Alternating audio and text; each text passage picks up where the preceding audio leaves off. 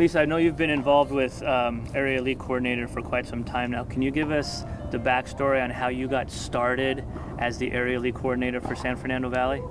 Well, I just started playing as a 2-5, and we went to my team moved up to 3-0, and we had actually were on a flight to nationals for 3-0.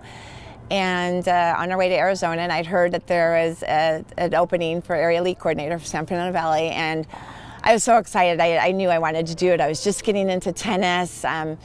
New tennis players are really passionate. They're addicted.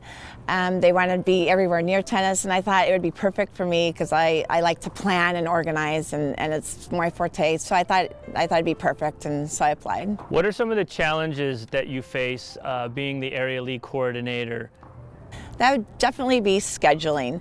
I have 1,500 players and about 16 different facilities with clubs, tennis centers, and public parks. And the different teams and their needs, definitely scheduling is the biggest challenge. Over the years, you've been doing this now. What are some of the significant changes that you've seen in the San Fernando Valley with the league coordinator role? Well, league tennis has definitely grown. USTA is bringing in new programs all the time. We have something for everybody. We have tri-level, which a lot of players like, and then we just added tri-level mixed. We have leagues for 65-year-olds.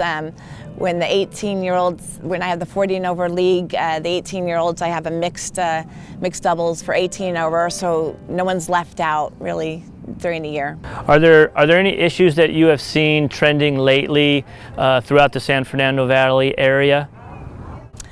Well, the trending, I think mostly it's just rolling out new programs.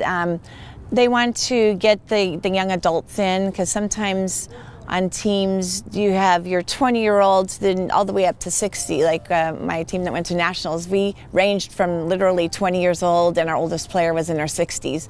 So I think some of the younger young adults want to kind of hang out with kids their own age and players their own age. So they're starting up a lot of programs for them with really flexible formats.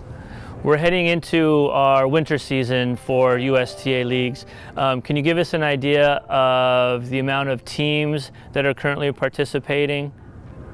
Yeah, that's an interesting one. Okay, so winter, I'm running 40 and over adult, which is a national program, so they do have nationals for that. So it's 40 and over adult. We have 5 lines, 2 singles and 3 doubles. And I'm also running the mixed 18 and over, so everybody can play. So right now I have about 135 teams between the 2 leagues, and that's probably what I should be doing right now. The schedule is working. I'm almost done. But so that's, finishing one league schedules and finalizing everything with the clubs, and then moving on to the mixed doubles scheduling is what I'm working on. If someone wants to get started with USTA League Tennis, what's the best way to go about that? Who can they contact to get going participating in the leagues? For San Fernando Valley, that would be me. My email address is Lisa, SFV, as in San Fernando Valley, tennis@gmail. I also have a website, justplayusta.com. But to get right to me, I think email is the quickest way, and not through the website, because I see those 5 times a day. Right. And I do a pretty good job placing players on teams that are looking for teams. If a player's looking for a 3-0 team that lives in the area, I'll send out an email to all the 3-0 captains, even if they are a private club, because even the private clubs might be looking for players, and some allow 2 or 3 players that are non-members. One of the big questions that I know we get up here, and I know you get as the league coordinator, is the rating system. How do people move up or move down? And is there a system in place that you can talk about that gives people maybe a little bit more clarification on how that works? Yeah, our ratings are the thing we work towards every December. It's the ratings have different variables, a lot of different variables included in the algorithm. If you're playing doubles, your partner and your opponents, all their ratings are compiled, and that figure, every match that you play, you're dynamically rated. Your rating can go up and it can go down for those that are dynamically rated. Singles players tend to move up quicker because there's only one other variable, and that's your opponent.